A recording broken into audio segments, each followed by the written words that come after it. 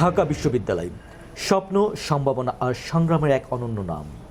দেশের প্রত্যন্ত অঞ্চল থেকে হাজারো মেধাবী শিক্ষার্থী এখানে আসেন উচ্চশিক্ষা অর্জন করে ভবিষ্যৎ গড়ার স্বপ্ন নিয়ে। তবে এই স্বপ্নের পথ সবার জন্য সমান ও সহজ নয়।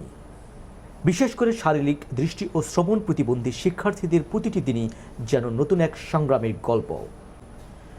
বিশ্ববিদ্যালয়ের বিভিন্ন আবাসিক হল, বিশেষ করে সূর্য সেন হল সহ বিভিন্ন হলে সীমিত সুযোগ সুবিধার মধ্যেই বসবাস করছেন অনেক প্রতিবন্ধী শিক্ষার্থী। প্রতিকূলতাকে সঙ্গী করেই তারা এগিয়ে চলছেন নিজেদের স্বপ্নের পথে। ইসলামের ইতিহাস ও সংস্কৃতি বিভাগের শিক্ষার্থী মীর আজিজুল হক শারীরিক প্রতিবন্ধকতাকে হার মানিয়ে সফলভাবে বিশ্ববিদ্যালয়ে পড়াশোনা শেষ করেছেন। এখন তার স্বপ্ন নিজের যোগ্যতায় প্রতিষ্ঠিত হয়ে সমাজ ও দেশের জন্য কাজ করা। সরকারের কাছে আশা তো আসলে তেমন আমাদের কোনো বড় আশা নাই। আমাদের একটাই আশা, যাতে আমরা যেই যোগ্যতা অনুযায়ী আমরা যখন পরীক্ষা দিয়ে পাশ করি বা এই গ্র্যাজুয়েশন লেভেল কমপ্লিট করার পরে আমরা যাতে অন্তত ন্যূনতম একটা ডাল ভাত খেয়ে যাতে বেঁচে থাকতে পারি। একই বিভাগের দৃষ্টি প্রতিবন্ধী শিক্ষার্থী মোহাম্মদ রোকনউজ্জামান। প্রতিটি পদক্ষেপে রয়েছে অসংখ্য চ্যালেঞ্জ, তবুও বাবা মায়ের কষ্ট লাঘব করে একজন প্রতিষ্ঠিত মানুষ হওয়ার স্বপ্নই তাকে প্রতিনিয়ত সামনে এগিয়ে নিয়ে যায়। বাধার সম্মুখীন তো হতেই হয়। বাধার সম্মুখীন যারা আমরা দৃষ্টি প্রতিবন্ধী, বাধার সম্মুখীন তো হতে হবে। বাধা পেরিয়ে তো এত কষ্ট করে আসছি। শক্তি সীমিত হলেও স্বপ্নের কোনো সীমাবদ্ধতা নেই মনিরুল ইসলাম মনিরের। উচ্চশিক্ষা শেষ করে একটি সম্মানজনক চাকরি পেয়ে সমাজের বোঝা নয়, বরং দেশের সম্পদ হিসেবে নিজেকে গড়ে তুলতে চান তিনি। তো পড়াশোনার ক্ষেত্রে যেটা হয় সেটা হচ্ছে যে সরকারি বেসরকারি কিছু কিছু সুযোগ সুবিধা আছে যেটা দিয়ে পড়াশোনা চালিয়ে নেওয়া যায়। পড়াশোনা শেষ হলে যেটা হয়, আমি তো আসলে দুইটারই ভুক্তভোগী। আমি পড়াশোনা মোটামুটি শেষ করেছি, মানে যাতে চলতে পারি এজন্য ছোটোখাটো একটা ব্যবসা করার চেষ্টা করছি। সেটা করতে গেলেও কিন্তু মূলধন প্রয়োজন হয়। ঢাকা বিশ্ববিদ্যালয়ের প্রথম বর্ষের শিক্ষার্থী কামরুল হাসান তুহিন নতুন স্বপ্ন নিয়ে বিশ্ববিদ্যালয়ে এলেও প্রতিদিন তাকে লড়াই করতে হচ্ছে ক্যাম্পাসের নানা বাস্তবতা ও প্রতিবন্ধকতার সঙ্গে। এবং হচ্ছে আমি যে সকল প্রতিকূলতার মধ্যে দিয়ে আসছি সেগুলো হচ্ছে যে আমাদেরকে যে ঝামেলা পড়তে হয় লেখাপড়ার মধ্যে, সেটা হচ্ছে যে আমাদের হলেও আমাদেরকে হোয়াইট ক্যান দিয়ে চলতে হয়।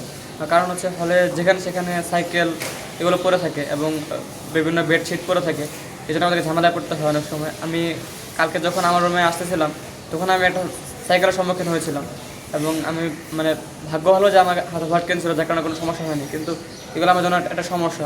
রোকেয়া হলের আবাসিক ছাত্রী ও ইসলামের ইতিহাস ও সংস্কৃতি বিভাগের দৃষ্টি প্রতিবন্ধী শিক্ষার্থী আফরোজা আক্তার নেহা ছোটবেলা থেকেই দৃষ্টি প্রতিবন্ধী হওয়ার কারণে জীবনের প্রতিটি ধাপে তাকে সংগ্রাম করতে হয়েছে। তবু হার না মেনে তিনি এগিয়ে চলছেন উচ্চশিক্ষার পথে।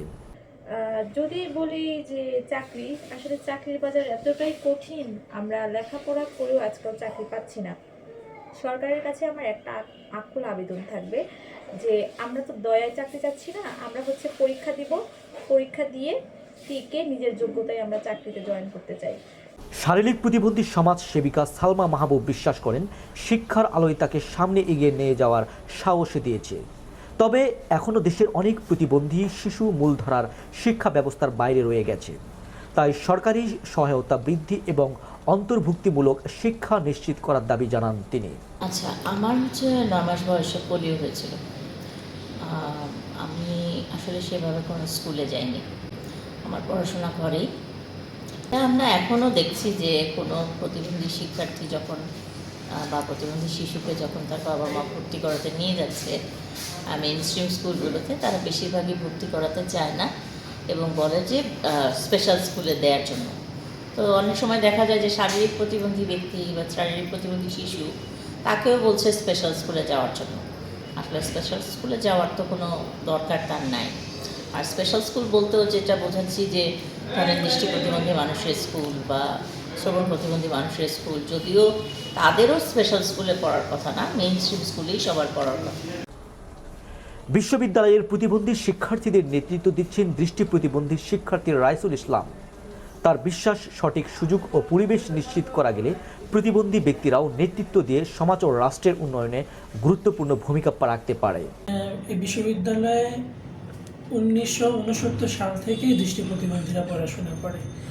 ইউনিভার্সিটিতে যে সুযোগ সুবিধাগুলো দৃষ্টি প্রতিবন্ধী ছেলেমেয়েরা পেত, ওভারঅল প্রতিবন্ধী স্টুডেন্টরা, সেটা আপাতত কমে আসতেছে। আচ্ছা, আমাদের অনেকগুলো চ্যালেঞ্জ, মানে গুণে হয়তো শেষ করা যাবে না। যেমন হচ্ছে আবাসন সমস্যা, হলে কোনো নির্দিষ্ট রুম না থাকায় আমাদের প্রতিবন্ধী শিক্ষার্থীরা কম্বাইনলি থাকতে হয়।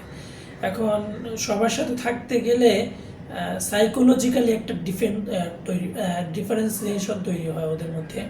আমাদের এটা একটা বলা চলে সবচেয়ে আর কি বাজে অবস্থা, মানে কর্মক্ষেত্রে আমাদের অ্যাক্সেসটা ওইভাবে করে নেই।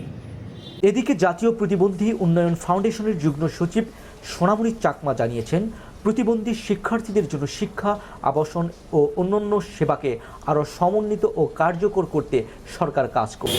সরকার থেকে আমাদের যে প্রতিবন্ধীদের বিষয় হলো, প্রতিবন্ধীদের তো প্রতিবন্ধী ভাতা দেওয়া হচ্ছে, প্রতিবন্ধীদের রেজিস্ট্রেশন কার্যক্রম আছে, তারপর প্রতিবন্ধীদের আমাদের সুবর্ণ কার্ড দেওয়া হচ্ছে, এবং প্রতিবন্ধীদের শনাক্তকরণ করার জন্য জরিপ কর্মসূচি আছে, এবং প্রতিবন্ধীদের বিনামূল্যে উপকরণ, যেমন তাদের হুইল চেয়ার, তারপরে হিয়ারিং ডিভাইস, এগুলো কিন্তু বিনামূল্যে বিতরণ করা হয়।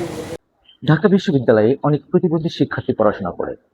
সেই প্রত্যন্ত অঞ্চল থেকে এসে ঢাকা বিশ্ববিদ্যালয়ের মতো প্রতিষ্ঠানে তারা পড়াশোনা করছে এবং সুনাম অর্জন করছে।